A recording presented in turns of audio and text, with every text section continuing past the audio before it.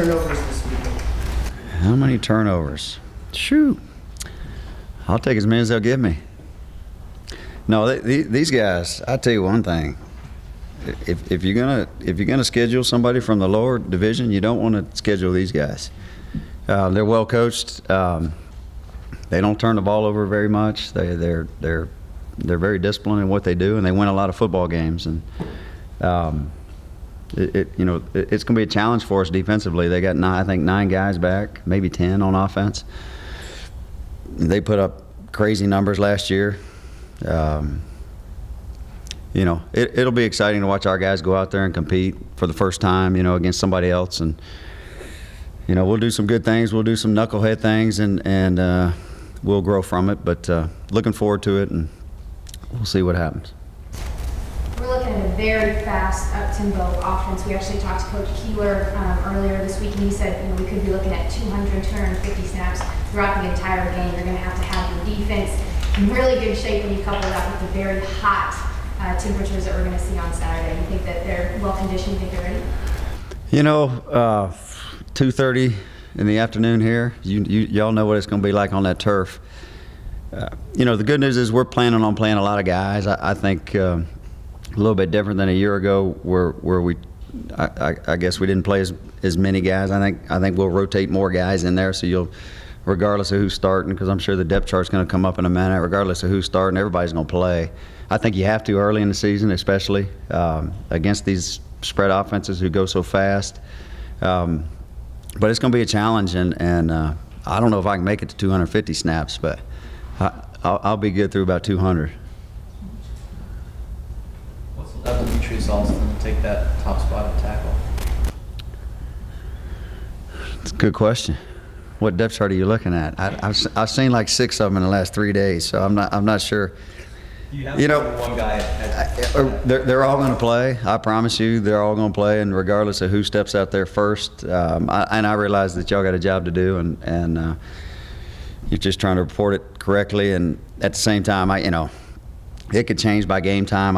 We got like I said before, we'll play 5 or 6 inside guys and 5 or 6 defensive end rush guys. So they'll all be in there. They've all practiced really hard, had good training camps. And like I said, I'm excited to see DA and the rest of those guys get out there and run around. Coach, what's it like to have a guy like Quinton White who is willing to move and maybe not take as much of the limelight and help the team be unselfish? And then how does that kind of open some options up there in the pistol? Yeah, we're going to find ways to get him the ball. He'll be our third back down a lot of the time. He's really good in space. Runs routes as good as any running back we have, and so we'll try to get him the ball in the passing game out of the backfield a little bit. That's an extension of the wide receivers in this offense. We try to make them cover everybody. So Quentin's going to have a huge role, but he did a great job. He was squatting close to 600 pounds this summer. Really bought into it. Spent the time in the weight room to get his lower body stronger because he knew he was going to have to block. And it's pretty evident. There's 2 really good guys in front of him, and he serves his role. But just like you said, he's been unselfish, which is fun to see, and he'll play a lot of football for us. He's one of our best special teams players as well, so he'll be on the field probably 40, 50 snaps a game. Coach, how much time have you guys spent as an offense preparing with one quarterback in favor of the other? No, they've been the same. They both got a ton of reps, and over the last, even dating back to the spring. So both those kids were extremely confident in, and they both have their own strength. They're really different in their own ways, and so we can get a lot of things accomplished in this offense with both of them. So been really proud of the way them 2 have handled the situation internally. The way they've acted in front of their teammates, the way they've led when they've had opportunities to lead. So that's been a fun thing to watch. How does that pistol stress defenses? What does it make them do to, I guess, kind of make them feel uncomfortable?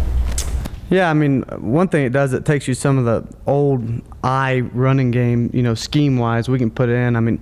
History repeats itself in football. Some of these new pistol plays you turn on, and 20 years ago, the Broncos were running it, and it's just out of a different formation. And so now we have Quinton White like an old fullback, and DeAndre like Terrell, whatever, what was Terrell, Terrell Davis, who works for all those yards. So, you know, it just helps us with our angles. It lets the running back see things develop a little bit better out of it. You know, you can get some full stretch out of it and get linebackers running sideways, and gives them angles to cut back on. So it's just an extension. You know, we've done a lot of studying a bunch of old run game, you know, studied some of Nevada's pistol stuff in the off season and some of the older, you know, Denver Broncos stuff, just because some of the scheme really matches up together.